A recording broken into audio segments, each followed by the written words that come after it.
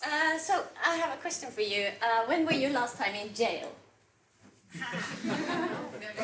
Okay, so did you ever break the law? Hey, some people are honest here. Okay, me too. I have been speeding. I'm when I wasn't caught, but yeah, I just wanted to tell you. This title seems like an odd combination, but if you pay attention, you will see that it makes sense. You have all done your ethics courses, you have all passed all the exams, you have been working in all the projects that you've been doing, you've been working with ethics. So I'm not going to tell you how to do that. But I would like to know, what is the first thing that comes to your mind when we think about research ethics? What is it for you? Just rain on me. Do no harm. Respect, yeah. Dignity, lovely. Any more? Something about the data protection? Yeah. Okay, good. So you know it. Then we're good. Off now. Okay. But this you see, you will have the slides afterwards. This takes you directly to the World Medical Association webpage, and it's really nice and clear and to check in there every now and then. Okay, so now we're gonna have another picture up, and I'm gonna ask you what you feel.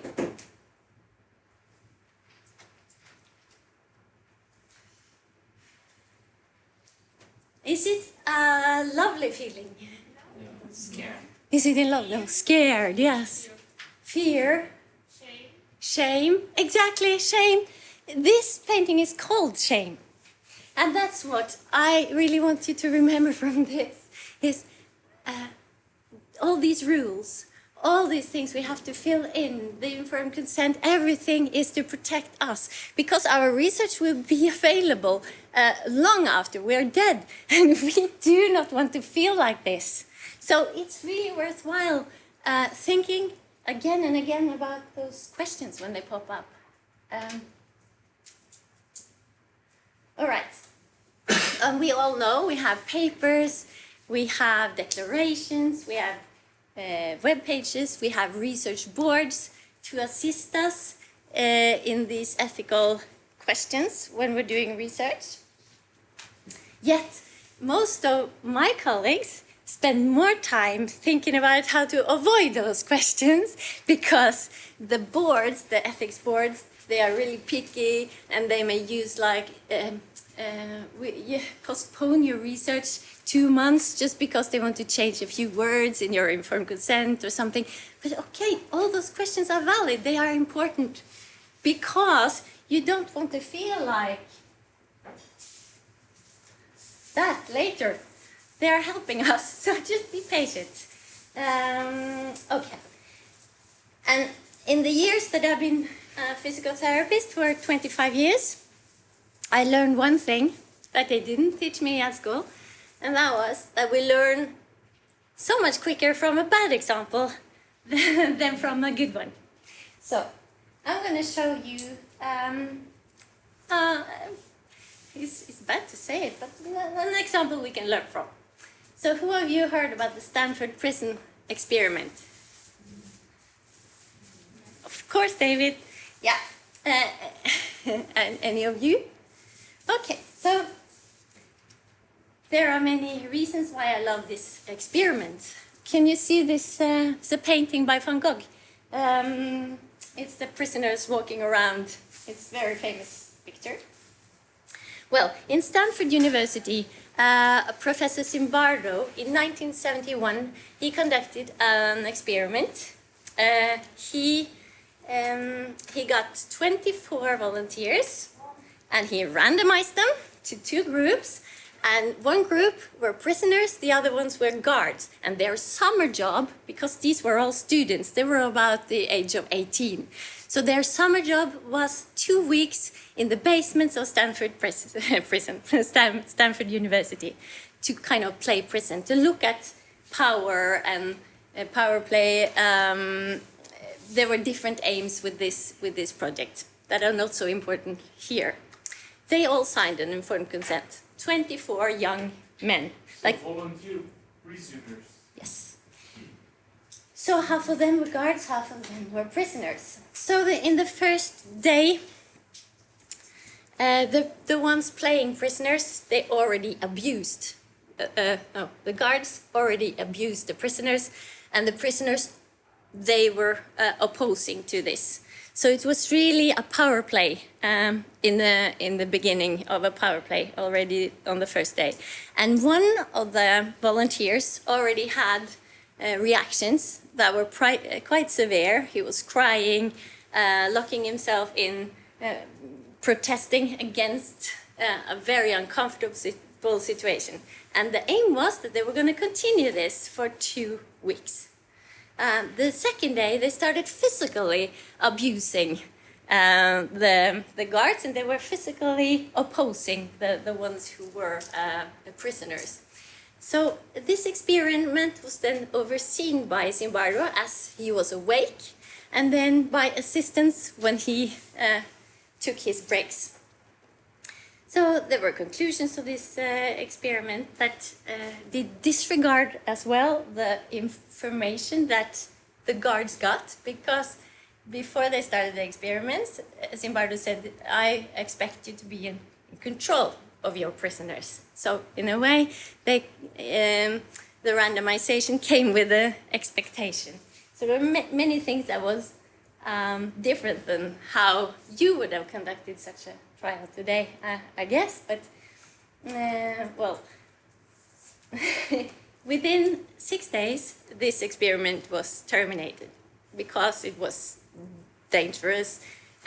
Nobody had it was there had been a lot of complaints, and they saw that it was dangerous, that they were unwell. They did not. The prisoners did not get the food they needed. They were deprived of their freedom, and they developed symptoms already, as I said, the first day. So, but they signed an informed consent, and a consent to what?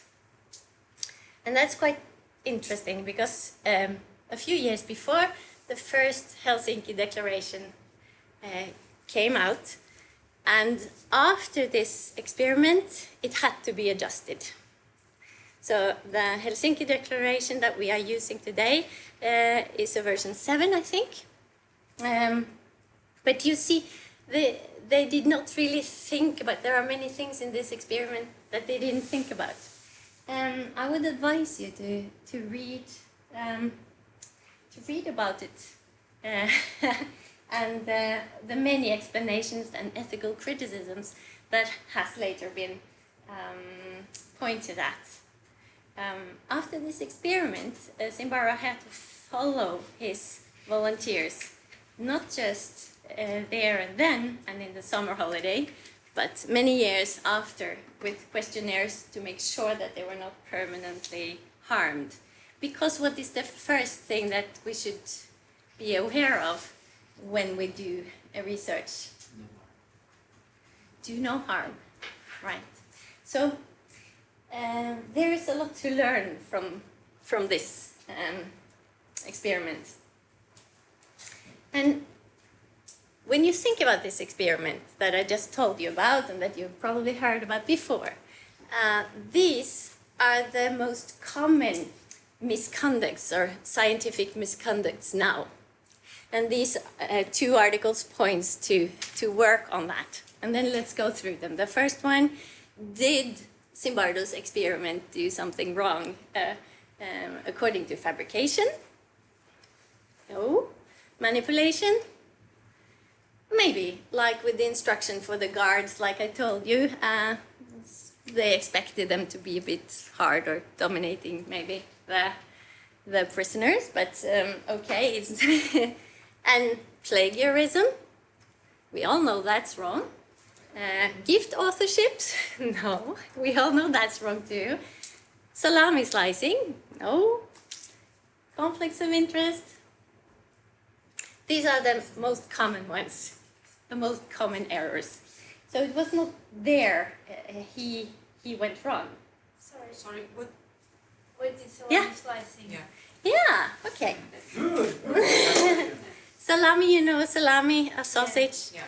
and then you have a research project and you try to sell it in different slices. And you, yeah, One research, Okay. 10 articles. yes, exactly. That's salami slicing. And sometimes for some congresses, Like the EULAR Congress, if they discover that, they will ban all projects. if you submit From the 3 salami. abstracts that seems okay, this is very similar, they will reject all of them, Hmm. or at least 2, or they may pass one. Yeah, the rule is they reject all. Oh. Okay, good. It was not the most common errors that we do now, and I know that we all know that we shouldn't do this. So I won't pay attention to it, but we'll move on to the Helsinki Declaration. The first one in '64, but this one is from 2013, and this one points to this version. So it says, "Do no harm," like you said. So that is a point that the newer declaration has taken into them.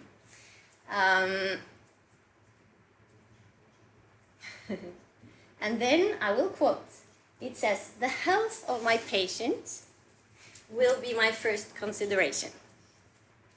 So did Zimbardo fulfill that one? Well, yeah, he terminated the experiment after 6 days, and that's good, because if not, we wouldn't know what would have happened. But probably it wasn't. Yeah. So, oh, I am sorry. And then I have another quote here. The first thing that you have to think about when you do research is respect for all human subjects and protect their health, but also their rights. So that is also something that you could think about regarding this experiment.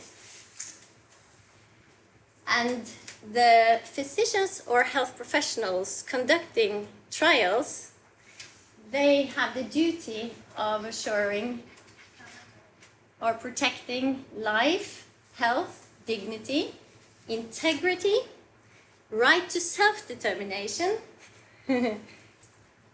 personal information, and this is this you can see has gone wrong in many ways in this project.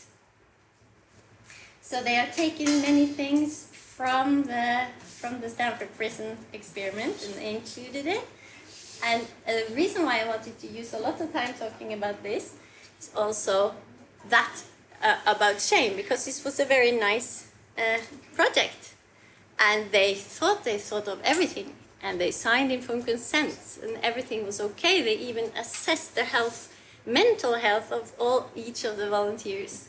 So they did everything they thought of. But there were other things to consider as well. So that's why I'm urging you to think twice. Always think twice. Don't be annoyed if you have a comment by the ethics committee, because you will thank them later. Yeah. Okay. So we have been talking about this before today, like already mentioned 3 times, the research waste. And it also has to do with ethics, because here, will the benefits outweigh the costs? That's one of the main principles of the Helsinki Declaration. And if, for instance, you see here Glasgow, who has been spoken about before today, he found that about 50% of the projects that we do, the research projects, are never published. Does the benefits outweigh the costs then? And all the efforts that the patients do to give us good data, is that effort worthwhile if we don't publish? So, yeah. I will not repeat any of the information that we talked about later, but I would just add to this that Glassio was inspired in his work on research waste by a colleague who was who fell ill. He got a sort of cancer, and he wanted to know the best evidence for the best possible treatment for his own disease. And he knew about several projects that should have been finalized and reported that were not reported and not to be found anywhere.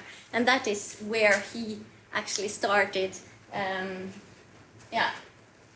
Do you think that this applies in the same way to researchers who receive the grants, like 1 million, or to researchers who are doing the PhD without receiving money, but still they spend their money and it's not on the same level? But do you think that it's the same level, or we are speaking about different things, about wasting?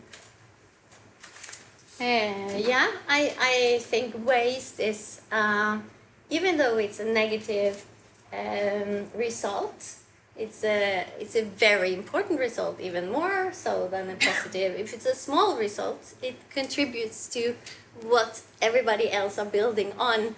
And if you have a project that you don't think is worthwhile, then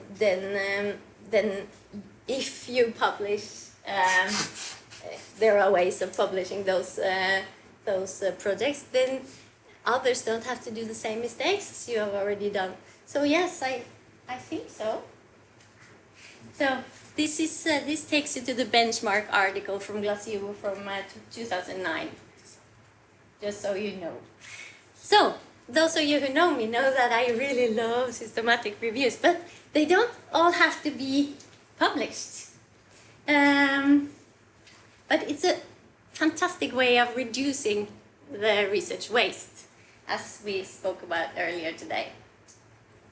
And I wanted to show you the cumulative, you have seen them, have you seen the cumulative review? It's a way of looking at, you look at the years, so you see how the, like this is osteoarthritis, knee osteoarthritis and exercise. So at a certain point, we who were working within the field of osteoarthritis, we thought that, okay, is osteoarthritis only the knee? Because all the trials that were published were about the knee and knee exercise. And then this beautiful work by Verhagen came out. And then they said that, well, if you do 10 or 20 new knee exercise trials, the likelihood of that changing the estimates and that it's positive to exercise if you have knee osteoarthritis, it will not change. So you should actually not do more of those trials. You should do other trials that we need. So that's also a good way of looking at the literature before you do your trials. And quite funny, and it doesn't have to be published. It can be. And then we have another issue these days, is the open access. So when I say open access to you, what do you think? What's the first that comes to your mind? Money. Money, yes, I know. Money. Paying to publish? Paying to publish, yeah. So that's really the downside of open access. But ethics-wise, there are many arguments, because especially where the funding is from the public should be able to access the results. So, and if it's not that, you will get the information out much faster. So the efforts you do in your trial will be a gift for more people if it's open.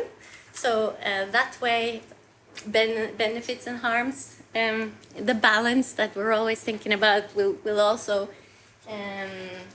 be an argument. So there's a very nice article about that. You can look to if you like. I think we are only beginning to discuss this now, but subscription-based ways of dealing with publications is now on the way out, and I think that's good because it also narrows your field a bit, kind of like social media when they tailor everything to your main interest, and you lose a lot of breadth around your little field. So, yeah. So, who are these? Portuguese female soccer players. Yes, do you know their names? I know. I knew one because she's my neighbor. I was neighbor when she was younger, so I took her on my arms when she was a baby. Oh, cool. So that is the World Cup. They're playing the World Cup. That's fantastic. It's Tatiana. Oh, yeah. Tika and Jessica. Oh, cool. Oh, that's nice. That's really nice. So I'm really impressed by these girls. And the reason why it's there is not because it's the female team. I could have, but Wearing red. yeah, I know. But it's because they are team players, and they are fantastically good team players, and research is a team play. And when you want to reduce research waste, or you want to do ethical research, you have to include patients or patient representatives. So now, the way I see it, we have been working with patient representatives in research and also in the clinic for many years. But the way I see it, if we don't include them early, it's like playing with 9 players on the field.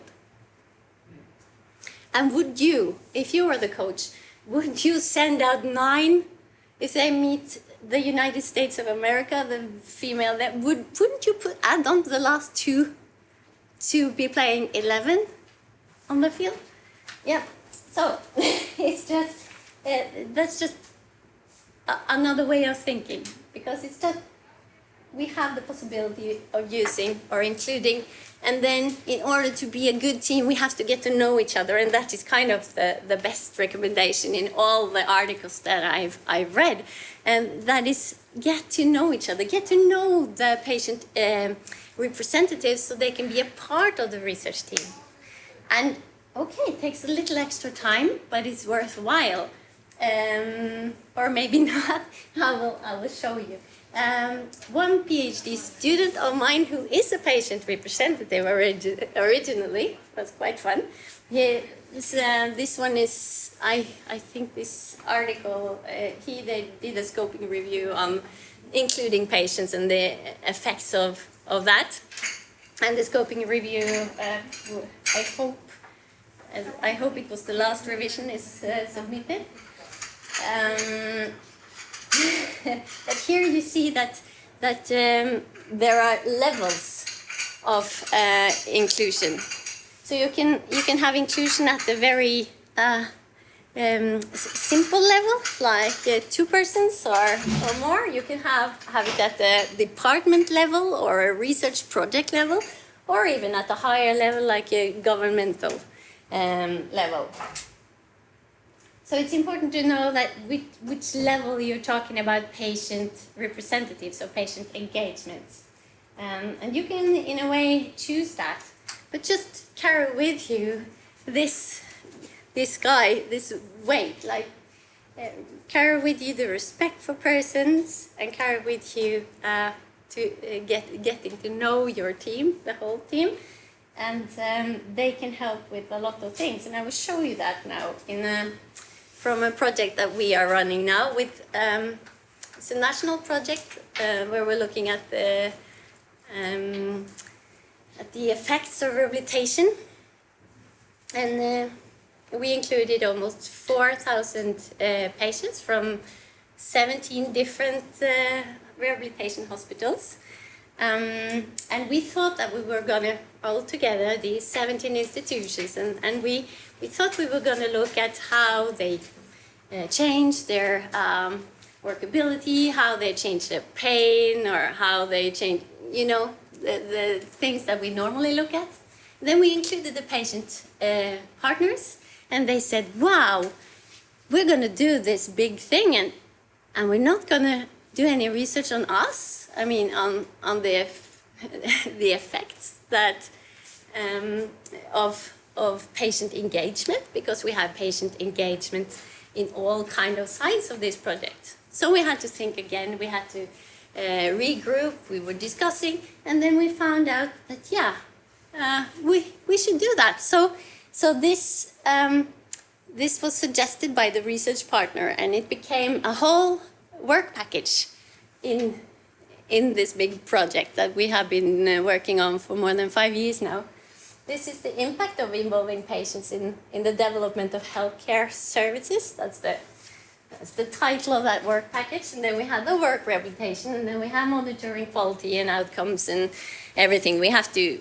There's a lot to do, so we put it all together. But this is what the project looked like. And with the following people for a year, and we had to integrate many different methods in the design. But it was doable to meet the patient partners' questions. And when I have meetings with them, I think about her. Do you know her? Yes. Frida, yeah. And I think about the patient of mine many years ago, Frida. And she had a very rare rheumatic disease, but she also had weird, unexplainable back pain that didn't fit.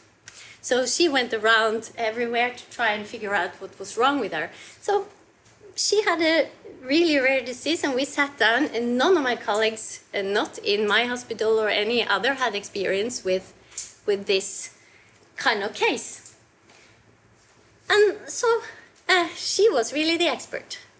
I was there, I had my evidence-based knowledge, I had my knowledge from the clinical knowledge, and a mind that thought about research, but she knew how it was, and she had been doing her research. And she came there to me with a meta-analysis. And she said, okay, I've had this pain, and then I had I had an inflammation in my tooth, and the doctor gave me antibiotics, and I felt better in parts of my body, especially the back. And now I found this meta-analysis, and it said that antibiotics works for back pain, certain kind of back pain with modic changes. And so we looked at the meta-analysis, and it was made up from only one RCT, and it had many flaws. So we had to discuss then, she and I, about her evidence, about the evidence that was published, and then we added all the recommendations. We found all the recommendations, read them, nothing about antibiotics there. And then we looked at the World Health Organization, who said you should not use antibiotics unless it's absolutely necessary. So she just said, okay, well, we discussed that. But a few years later, this one came out. And they did not replicate this study exactly, but it was the second one, and it had the opposite results. So the meta-analysis based on one RCT with positive results, was now neutralized by a newer study that had the opposite results. So of course I had to call Frida, and I told her about it. It was quite funny. Yeah. And that again points at that study. So a little bit about ethics in a practical sense there. I hope you could follow, and that you saw that patient partners and research ethics are interrelated as well. And that ethics in a practical sense is much more than what's acknowledged by ethics committees. And it's really important with a very good informed consent that we should avoid research waste, that we should do synthesis or systematic reviews before we start a new research project. Don't have to publish it. And then open access should be considered. We will have to solve the economical issues, I think, about that. But and then there is patient engagement. Take the time, get to know them, because the processes can be very nice, and they know something you don't, and you want to get to know that. Play with 11, not with 9. And think again. Even when you're convinced you know the answer, think again, because you don't want to end up feeling like that.